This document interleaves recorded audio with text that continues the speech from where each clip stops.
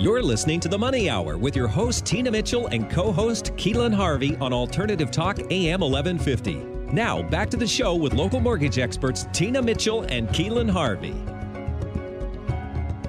You are listening to The Money Hour on 1150 AM KKNW, the Saturday, July 10th show. You can also listen to our podcast, Facebook premiere show, or our show on our YouTube channel. I am your host, Tina Mitchell. And I'm your co-host, Keelan Harvey. It is a great day to talk about money. That is what all the show is all about, how to make money, save money, so you can have a better quality of life for you and your family. If you're hearing our show at a different time or day, you are listening to a rebroadcast. We are here to answer any questions or connect you with the guests that we have on the show today. Please call the show at 1-855-400-1150. Again, that's 1-855-400-1150. Or online at themoneyhour.com. And now on our show, Doug Peterson of Get Priorities Straight. Ignorance about your cash flow is more painful than awareness. Right here on 1150 AM KKNW. Welcome, Doug, to the show. Again, welcome back. It's great to be here. Yeah, it's always a pleasure to have you here. And, Keelan's doing some education for us and kind of to understand how to read these reports. And Doug, you're not a co-host of the show, but you're kind of coming in on a regular basis with your series as well to really educate on getting priorities straight. So a little bit about Doug. Get Priorities Straight's partners with clients to create cash flow clarity, build intentional spending and saving habits, and gain financial peace of mind.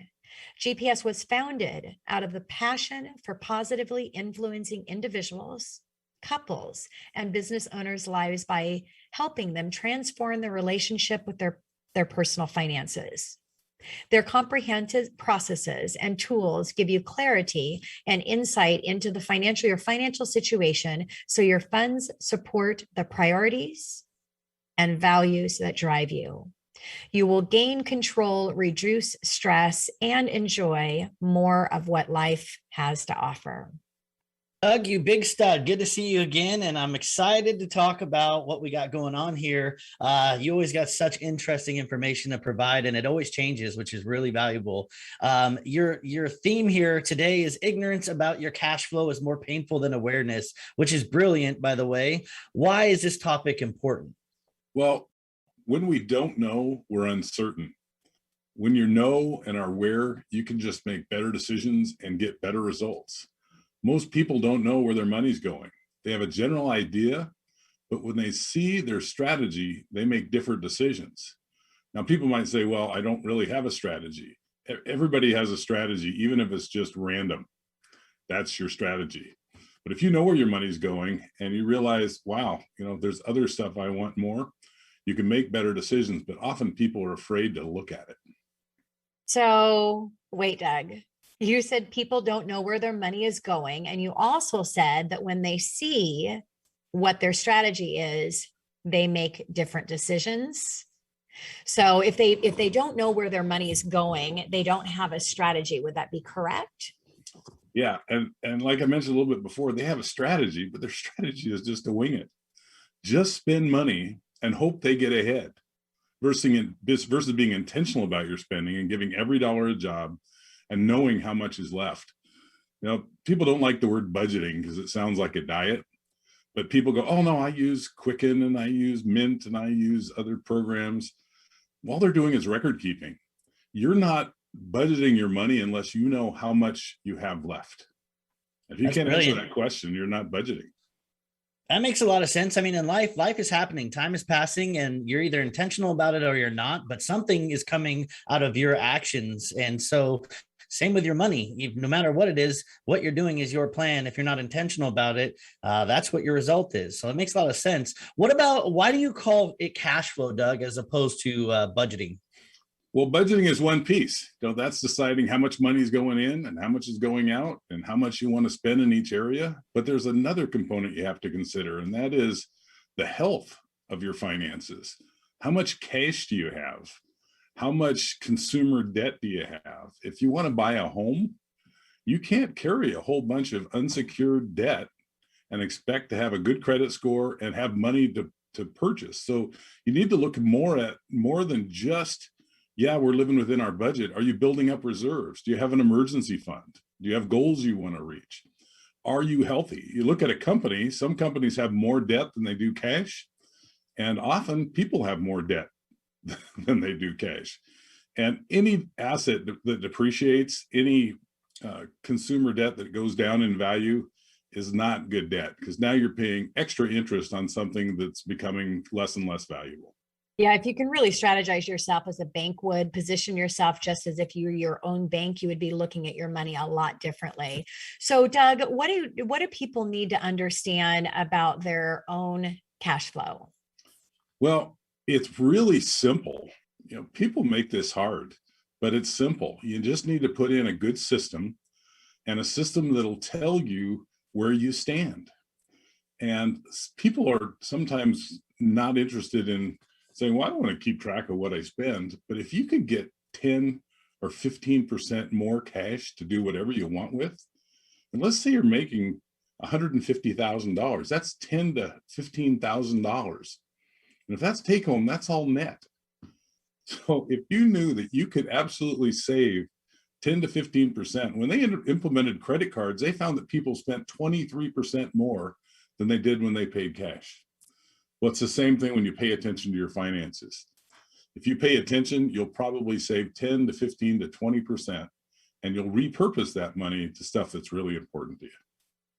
That's exciting for listeners. It's about escalating your life. It's not about suffering. It's not about, oh, I'm going to have to live in scarcity, because scarcity is nothing that any successful people live in. You want to live in abundance, and that just escalates that with the help of Doug. So what about businesses, Doug? We talk to business owners and such. You'd assume that they have a really good idea of cash flow, don't you?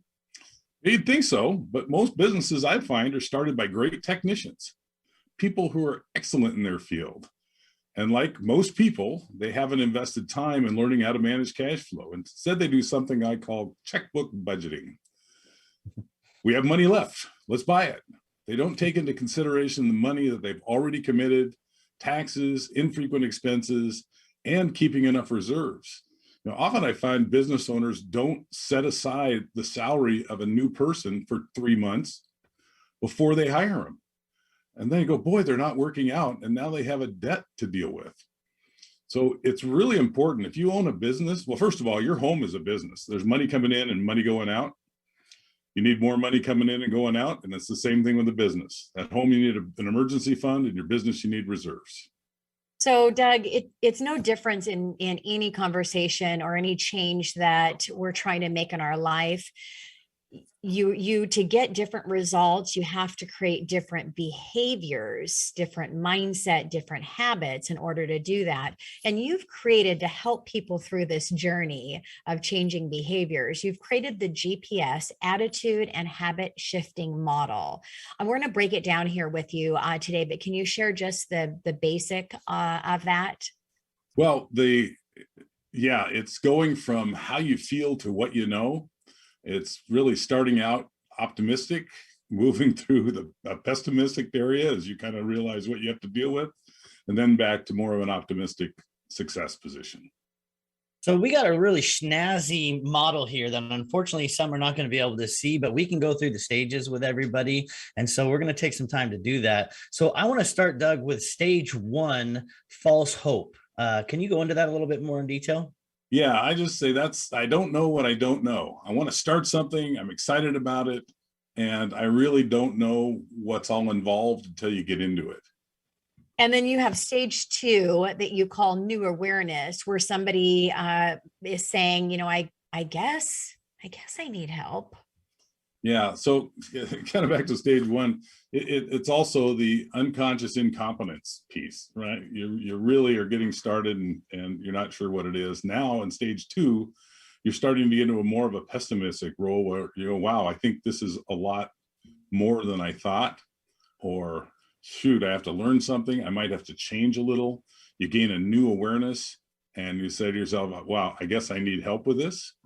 And the difficulty with this is if you, well, I'll just start with that. Often we don't ask for help, and that's the challenge. We think, oh, I should be able to do this. Well, if you've never spoke French, how are you going to learn it the first time by yourself? If you've never ridden a bike, you're going to fall off, and you're not going to want to get in on after falling off a few times. So sometimes you just need somebody to help you. And having some accountability with that person that can push you a little bit and maybe give you that, new understanding and hold you accountable to it. Because Maslow's hierarchy of thinking, you're trying to keep your brain normal. And when some new information comes by, you get kind of scared. And then which leads to stage 3, worse than I thought. And, I want to quit. Yeah, that's where we have that awkward success and failure part. And when we have success and failure, we don't like to fail. People don't like to fail at all. And the funny thing about success and failure is that failure is only the feeling you get when you don't accomplish something you set out to do. And success is not a destination either. It's only the feeling you get when you do accomplish something you set out to do. But if you get to this spot where you want to quit and then you stop, you're going to go through all 3 stages again: false hope, new awareness, worse than I thought, and you'll just do a rinse and repeat. You'll be stuck, you restart and repeat. Yeah, don't be fearful of not reaching success. Be fearful of not embracing the failure to get to the success. So I love going into stage 4 because there's hope. So I can really do this. Yeah, now we're getting to a point where we go, oh, I can see it. I don't have the unconscious competence. I can drive a car, but I have to think about it. I have to think about what's next. That's interesting. I love this. And then stage 5, peace of mind. I wish I would have done this sooner. And I was just thinking about this, and this could relate to anything in life. And we've all felt all of this. This is huge, Doug. This is great.